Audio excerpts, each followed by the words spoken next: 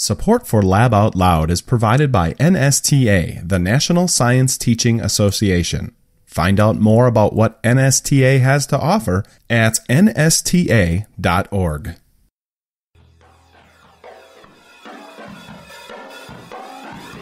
You're listening to Lab Out Loud, Science for the Classroom and Beyond. And in this episode, we're connecting with someone who's helping people connect with sound in new ways. Me and my team started creating these web applications that replicate tools that are used in science lab and in engineering labs, but we modified these tools to make them playful. So people can not only record and visualize sound, but they can also create sound and modify sound. So they have more opportunities to engage with sound. That's up next on Lab Out Loud, but first, I'm your co-host, Dale Basler. And I'm Brian Bartel. You know, Dale. Yeah. We have done this podcast for, over a decade, over 240-some episodes. Feeling old. We're an audio podcast. Or wise. But we haven't ever really talked about sound and science. No, we haven't. That's why today's guest is kind of exciting, because these are all things that have been on our mind for a long time. We've even done a few little presentations at NSTA about, hey, why don't you welcome back sound into your life? I think there's a part of me that would like the old-timey gather around the radio and hear a story. And I think podcasts do that. Cranking the wheel or just... Yeah. You still miss the film projector advance. You were that child, right? Oh, the film strip? Yeah. In mitosis. And then when those new film strip projectors came out that listened for the beep and automatically advanced it for the kid. That just outsourced jobs everywhere in America. You just removed a chance for agency for a child there. Yep. What is it? Andrew Yang talking about automation replacing jobs. It started back with the automatic film strip, right? That's right. But thankfully, we have other things to replace it, like remote controls. Yes. Yes. Anyhow, we haven't talked about audio, and many of you might know how we record this. We record this in our basements, but we literally have Audacity, which is an audio recording tool, and it basically shows us the waveforms going across the screen as we talk. Yeah, I know what Brian looks like in waveform now from doing this so long. It's like the Matrix, right? Because I red edit dress, the green show. dress. Yeah. It's just like, there's Brian's voice, there's my voice, there's an I'm pretty good at knowing what ums look like. That's fascinating, actually. Well, you do hundreds of these. You get pretty comfortable with it. I think what I'm going to have to do for the next 240 episodes is try something new. How you have to put a pebble in your shoe so you can confuse your gait for when cameras that are watching for that. A whole bunch I'll have to put something in my mouth. Poo. Put a tack in my mouth. Sounds. Not a tack in my mouth, but maybe a tic tac. Hey, you do whatever pain you need there to get through the pandemic or whatever. Yeah, I mean, there is these little. I used to do lessons with students where I'd play a podcast, and I think everybody knows we have tons and tons of podcasts at our fingertips now. But what I like about it is it gives people a chance to use their imagination. I also liked having an audio clip playing. Forced my students to sit back and pay attention with a sense that they don't always use and sometimes take for granted. And so, when you have a video on, you have, dual layers of senses being invoked. And when you just cut it down to audio, it really forced students to listen. Yeah, audio seems a little bit like reading, where you have to get into that zone, though, and especially when we have a lot of video going on. Video, TV watching, YouTube watching, that kind of stuff can be very passive, and you almost have to kind of switch your brain to sit down and say, okay, I'm going to read a book. I think about some students and even my own children, they can't get into a book right away, and I was like, just give it some time. You got to brace yourself and kind of get used to the different pacing, the different setting, even movies like that. There's been some talk about the Nomadland won the Academy Award, and some people are I couldn't get into it, and it's because the pacing was different, and you have to open yourself up to let yourself I guess, be patient for a different kind of cadence in whatever kind of media that you're taking in. Yeah. Thought-provoking and profound, Dale. Yeah, I was going to say, yeah, I'm not trying to go deep, but those are my thoughts on that. But that is not actually what our guest is talking about today. He is actually here to share some of the tools that him and his team have built with help and funding from the National Science Foundation. They have created some tools for students to visualize sound, to manipulate it, and play with it. And even make sound, too. Yeah, let's listen to an example. We have created these tools for students to have fun exploring and playing with sound. Playing with sound. Playing with.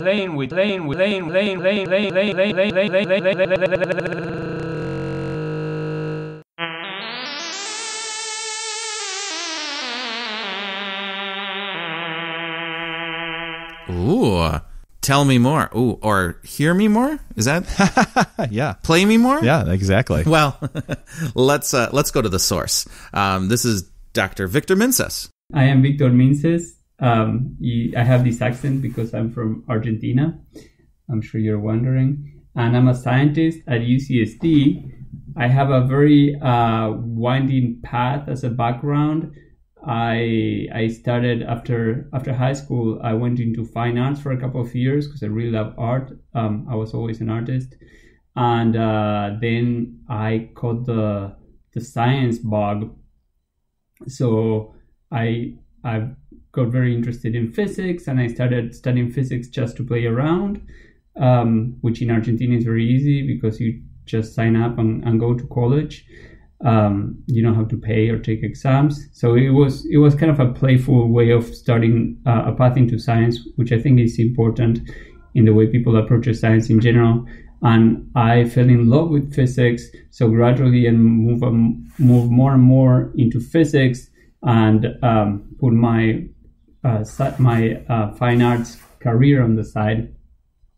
Mm-hmm. And in physics, I met wonderful people, including Gabriel Mindlin, my advisor there, which was carrying out a program using physics to understand neuroscience, how neurons communicate with each other, and how that gives a rise to thought.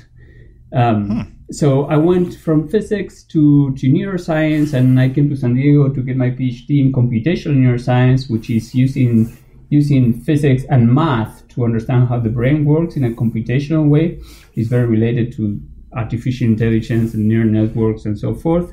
And I was working with rats for a few years during my PhD, understanding how the brain of the rat processes sensory stimuli, which is something that I'm very interested in, also as an artist.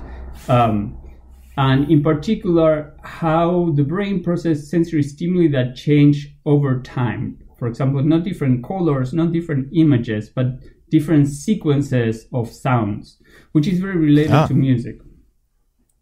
Well, we're getting some clues about sound, about where you are right now. Can you describe, because we heard a car go by, where are you right now? I'm in San Diego. In an urban part of the city, so you might hear cars, you might hear planes. At some point, you might hear my husky talking to me and asking her to let her go out, and you might hear, and you might hear a water fountain outside. If we're real lucky, we'll get Brian's lab and your husky. I don't think she knows I'm home right now, so that'll be a surprise to her lately. She's a black lab, and like a lot of huskies, I'm not saying she's a husky, but she loves snow like a husky does. And we used to have a Siberian husky when I was in Alaska. And again, they're beautiful animals. Yeah, Luna is beautiful. All right. So, Dr. Minces, when you hear sounds, do you want to capture them? Do you want to like catalog them? I think about like someone who's a photographer and they're like, oh, I got to grab this picture. Do you collect interesting sounds? Yes, but not in the sense that I want to record them.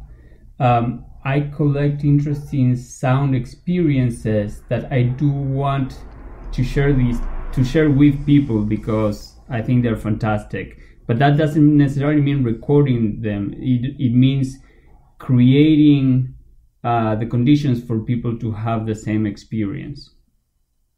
As a way to analyze them or to understand them? Yes.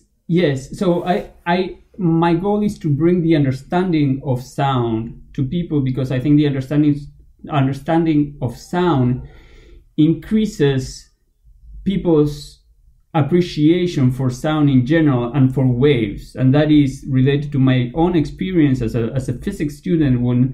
When I was first exposed to certain tools for measuring sound, and when I started to study sound, it opened up a world for me, because after that, I mean, I always liked music before, but after taking those classes and using those tools, mainly an oscilloscope, I started perceiving sound not just as a perception, but also as a vibration that happens throughout the world.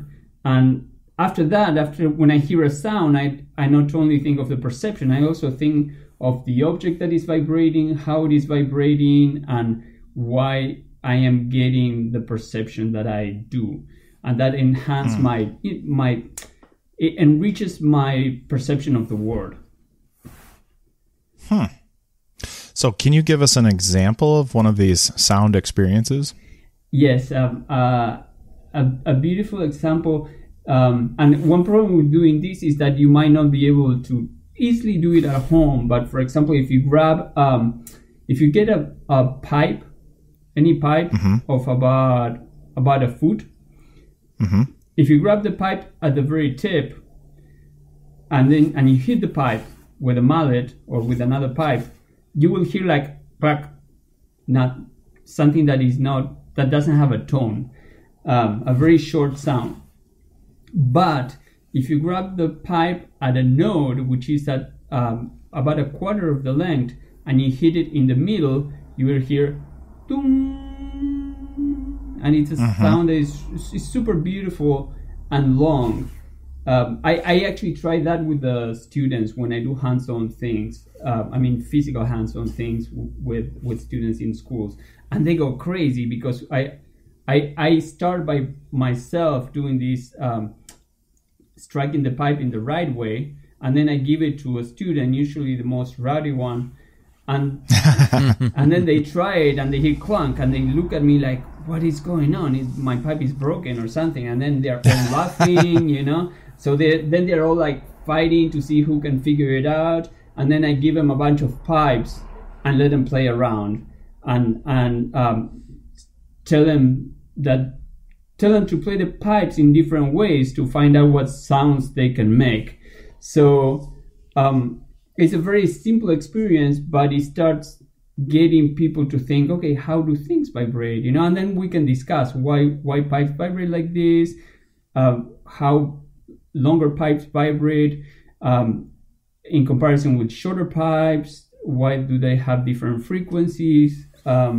So my hope is that next time they go around their lives and they hear a pipe falling and it creates a pitch, it's not just a sound, is more, it's an experience that reminds them of how the pipe is vibrating.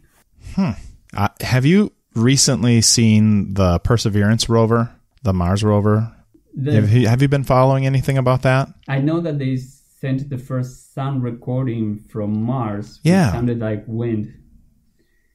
They got a couple more posted to their site, their Twitter feed, and things like that. And when you were saying different, interpreting vibrations, initially when I heard that, I was like, yeah, it sounds like wind. I mean, it's pretty cool. We're recording another planet, but now they're doing recordings of like the driving, the wheels driving and making noise, and like when they're firing the little laser, things like that. So you're hearing all of that.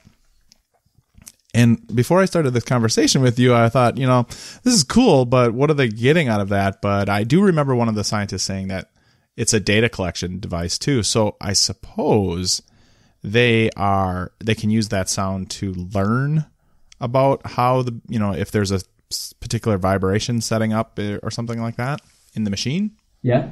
I mean, you know it from your car. I mean, you take your car to the mechanic, and the mechanic will hear your car and tell you what the problem is.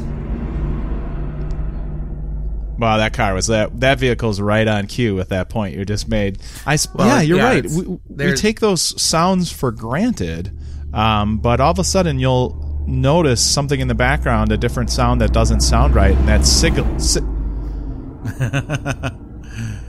that sound will be a signal for us. Yeah. When I was in my younger years, I actually did a couple plays, and our director would always stay back in the green room during performances, and he would tell us, I can hear what you're doing and what you're not doing more than I can. He's like, I get distracted by seeing everyone on stage. And so it was his way of kind of experiencing the show a different way. And that always stuck with me because I've noted this a lot with equipment, with other things. Like if you're in the teaching in the science lab and you hear the Bunsen burner, you know what's going on and what's not happening by the way it sounds often. Yeah, totally. And I think we're probably not very aware of that. I think many times we rely on sound cues, and we realize that something is different or special without knowing that it's because of that. I am very aware of sound, so I notice, for example, that in my interactions with people, I cue on their sound of their voice a lot. To understand their personalities. Oh, sure. Absolutely. He's reading us right now, Brian. Well, I have radiant heat in my house, so I have copper pipes all through my house just for heat alone. And the house sings when the heat's going on. It's beautiful, yeah. And it is, and in some ways, and it took me a while to appreciate it, but at first I was like, what is that? Does that sound right? Is that something wrong? But now I kind of listen to it a little bit more, and it's hard to do because I have teenagers at home, so they provide a lot of background noise in other areas. But well, I was thinking of that. Like teachers, you can tell the sense of your classroom if something's up. If like the general noise around the lab table or something that changes, that cues us too. We don't even have to be looking, and all of a sudden, then you got to be looking right away. No, absolutely. So, do we take sound for granted? I never had a class in my teaching experience that said, listen for your students. That was not a sense that we were told to hone in on. And I think in a lot of daily life, we are not really taught well to appreciate sound. Has that been your experience, Dr. Minces? Well, I don't know what is the right amount, but I can tell you that the fact that I know about sound makes me appreciate life so much more, and I cue into sound makes me appreciate life more. So I would say it'd be healthy if everybody cues into sound a little more. It will just make you a little happier. Brian and I did a presentation. I mean, given that we do a podcast for NSTA, we did a presentation at one of the conferences sort of advocating for the use of sound in the classroom just to change it up a little, not always video. And I don't have any research to back this up except for my own experiences that I spend a little more mental energy consuming content about a particular story or setting or something like that when I'm listening to a podcast about it or a radio program about it, because I'm kind of generating that imagery in my mind. Do you know of any research that supports my little pet theory here? No, I actually don't. Sorry, that is not my specialty. Sure. I do work on the cognitive science of music, but on a very more perceptual level. I have some ideas about those things, and I can share my ideas, but I don't have research that can back that up. Yeah, that's okay. I was just curious about what your thoughts were about that. I think we are in a pretty heavy video world. Even just social media alone and YouTube and all those kinds of things. It's video. And so we were making the claim at our presentation, like, leave a little room for audio. Let kids kind of just listen and kind of generate that connection just through their ears instead of their eyes and ears. I agree 100%. And actually, the society is starting to pay a lot of attention to sound in terms of orality, meaning there's an explosion in podcasts. And I don't think it's just for driving. It can be for cleaning your house, and actually I take really long walks with my dog, just listening to books and podcasts. And in relation to what you were saying, I think that society puts a lot of emphasis in video now, but also it has put a lot of emphasis on written word for a very long time. And I think written word is wonderful. I read a lot too. But orality allows you to communicate things that cannot be communicated through writing, because all the inflections, the tone, the rhythm, that has a lot of information. And in other societies, I think in more and less technological societies, orality has a pretty large role that is pretty now largely occupied by visual media. But in other societies, for example, telling stories when the night comes is much more common. So I think it's a very human way of communicating content that it has been less emphasized in the recent century, maybe, but that might be changing. Some of that might, of course, be due to the technology available, and I think about the way that I interact with the world as well. And like you, I love to listen to podcasts and going for a walk, mowing the lawn, snow blowing. Those kinds of activities are actually helpful to have something kind of keeping me going through it. But there are times where I even take a written document that's digital, and we have technology now that will read it for us. And it's not perfect. You don't get the cadence, you don't get the inflections of someone who is actually trained that way, but it's a means to an end to consume the content.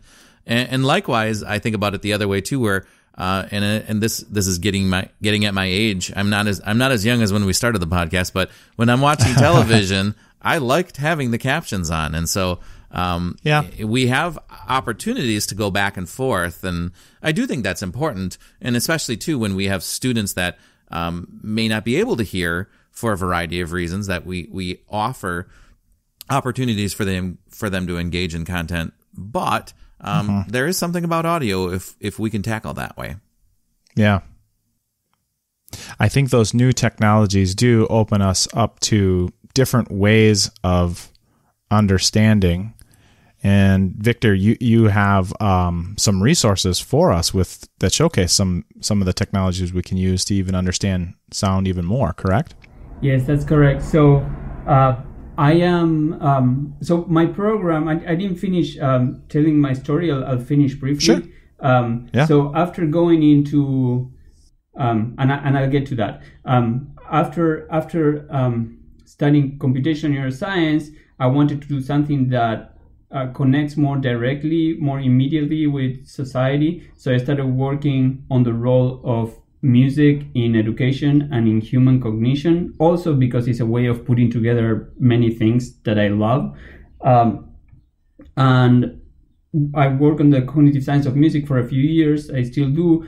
But as I was working on that, I started teaching the science of music in the schools that I'm doing my research at, just as science outreach. And the kids loved it so much that I decided to make that my main activity, for which I wrote and got a grant by the National Science Foundation, which allowed me to do this 100% of my time. When I started going to schools, I did a lot of these hands-on physical activities, and I also used free software like Audacity, which you can see in the video that you saw and that is in my website. And the students really love it. And they also love the hands-on physical activities like the one I described with the pipes. One problem with that is that it's very hard to scale. It sort of needs me. Even the free software, is really hard to install free software in a public school, as you might know. We know. Yeah, it was very hard.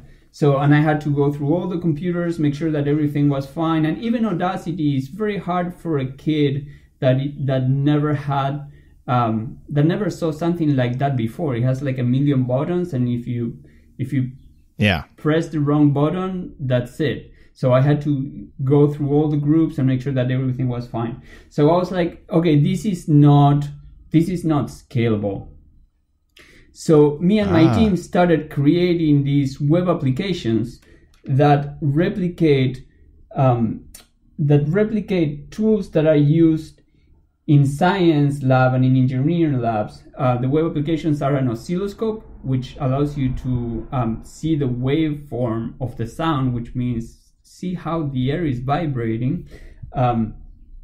But we modified these tools to make them playful. So people can not only record and visualize sound, but they can also create sound and modify sound. So they have more opportunities to engage with sound. And these are things that are very related not only to music, but also to signal processing and sound engineering. So for example, stretch it, compress it, reverse it, add frequency modulation, and relate sound to music.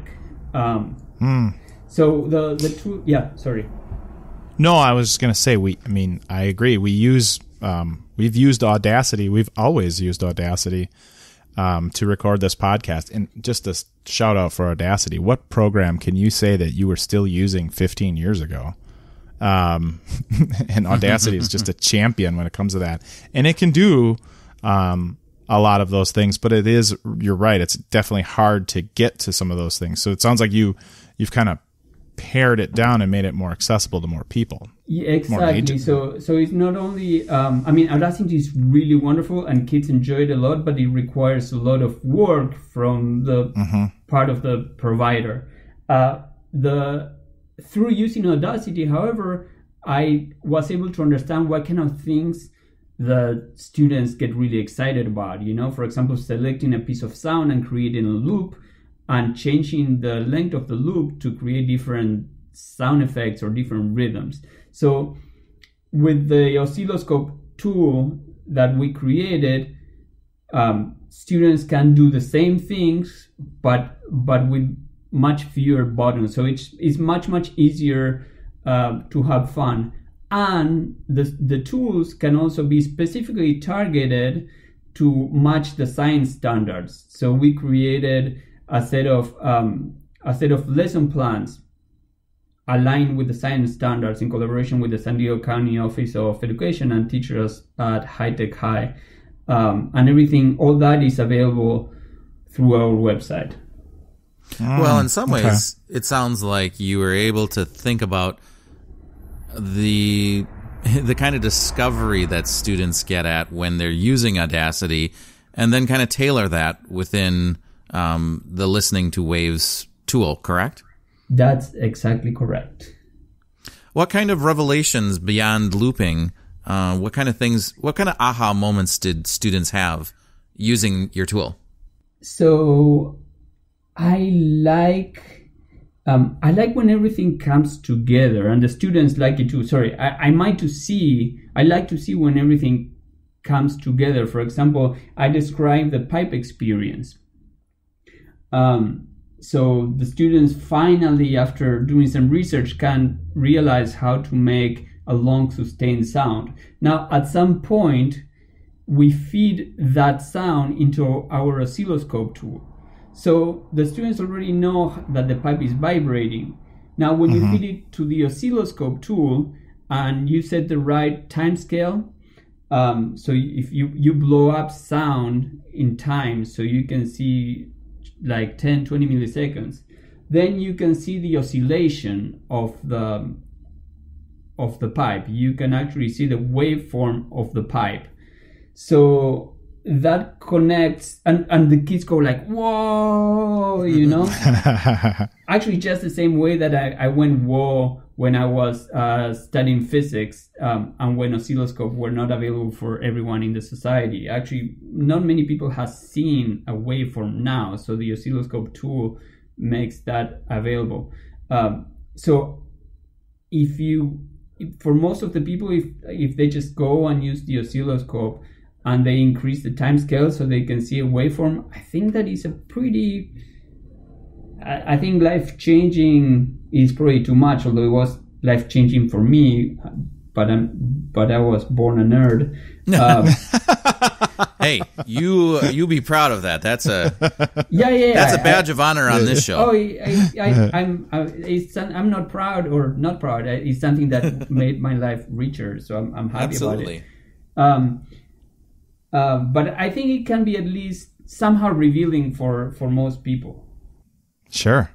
I have the oscilloscope open right now, and it's pretty self-explanatory. There's a, click the round, big red record button. And so as soon as I click record, allow my microphone, and it starts drawing out the waveform as I'm speaking into there. And then, typical, I can stop it.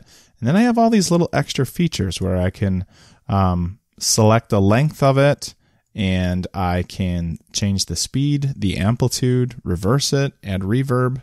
Yeah. Really definitely allowing play to take place. But what I really like is when you're done, you can export it. So kids could, take their experimentation with them. Yeah, you can export it, you can email it, and you can actually turn it into a ringtone. And I was just going to say that must happen. Yeah. I hope people is doing that. I need to provide better explanations for how to do it. Maybe I should record a tutorial. There's that cannot be done through our website, but there's apps that make that very simple. Dr. Minces, this makes me wonder, with the ability to do this pretty easily and be able to export it as well. Do you have any students doing research with this? Maybe like a student research project or even beyond? The tool, not with these. With these, students are doing. Not specifically with these. This is kind of research in the sense that is exploratory. And people is doing. This is like your gateway oscilloscope. Exactly, it's a gateway oscilloscope. Yeah, but there's another tool which is a signal generator, which is very simple, and it allows you to generate tones that might be pure tones, or it might be complex tones, which you probably don't know what that is, or the audience don't know. But if you use the signal generator, it will be much easier to understand.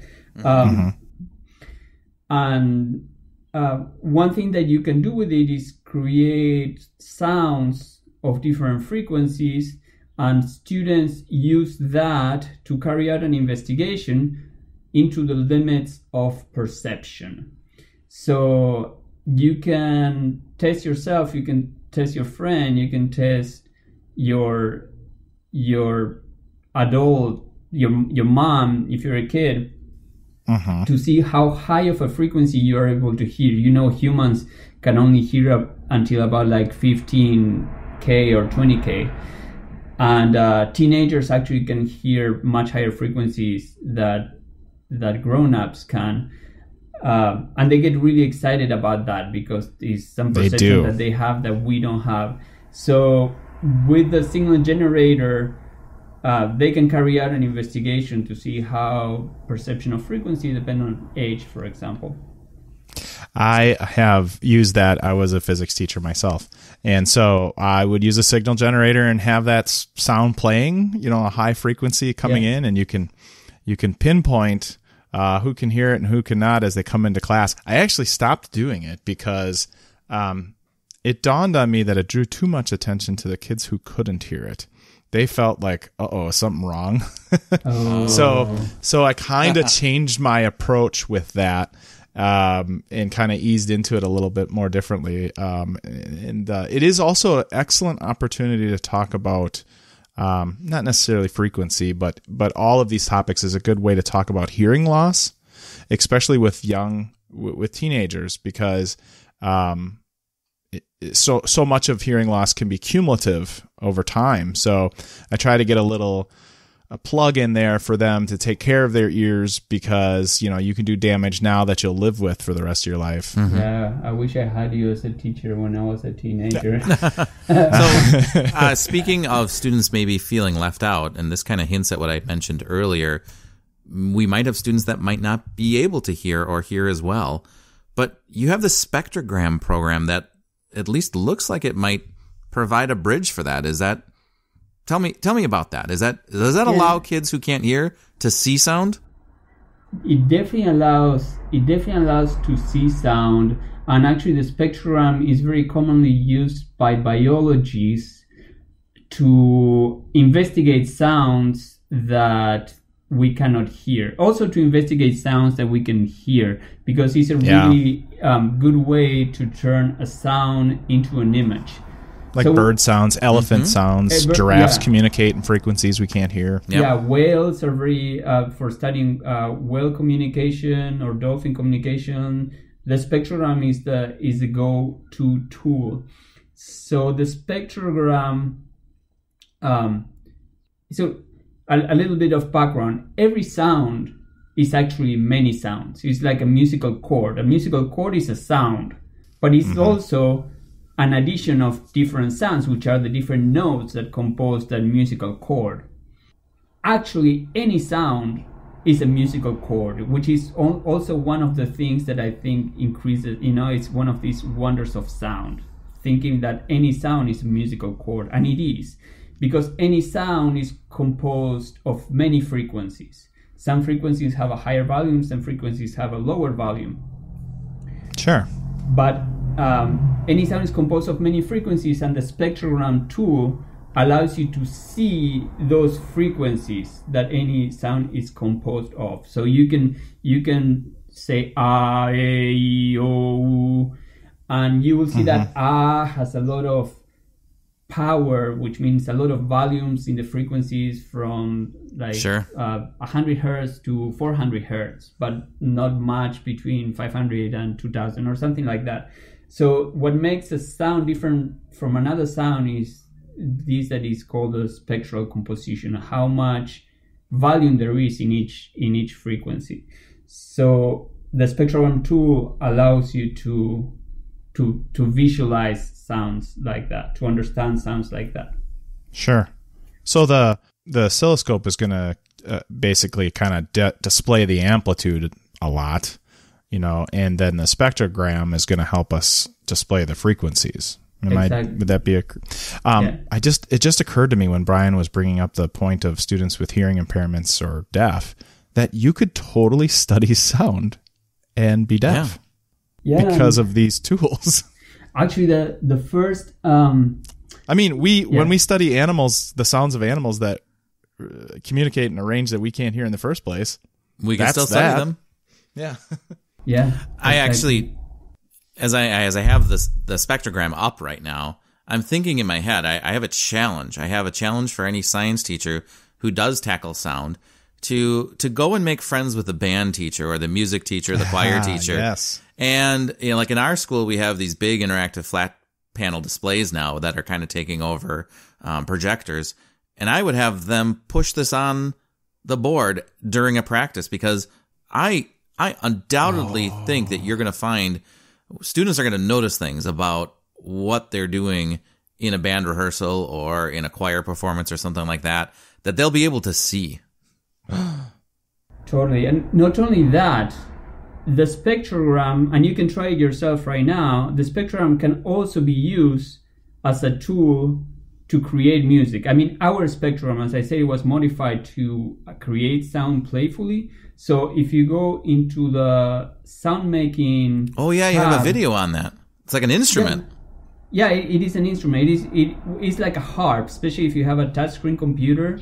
I mean, you can still do it with a mouse, but if you have a touchscreen computer, you can, for example, choose a musical scale, which will allow you to see lines in the spectrogram, and then you slide your fingers across, and it's like playing a keyboard with 5 hands. Headphones are required when you're doing this as a full class, though, right? You know what this? You know what this reminds me of? Batman. Besides Predator? No, Return of the Dark Knight, the 3rd Christopher Nolan Batman movie where Bane was in it. This is talk about nerdy. In there, they had the Bane people. They were chanting, and they made this chant. And if you recorded the chant and looked at the spectrogram of it, it had the words. It had words in the spectrogram because of it. Oh, that's some nerd level stuff. I'll find that for you, Victor. I need to watch get it it to again. You. Oh, yeah, it's amazing. It was a promo chant or something like that. I can't remember. Oh wow! I did it in Audacity, and I was like, "Whoa!"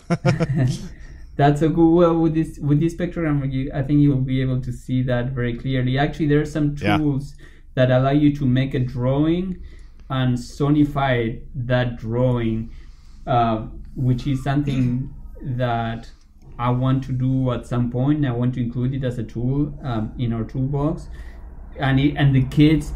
What I used to do was to have kids investigating the spectrogram, like how sound is represented, and then I made this sound, which it sounded super weird, but when they visualized the sound in the spectrogram, it said "surrender Earthlings," and the kids were like, "Whoa!"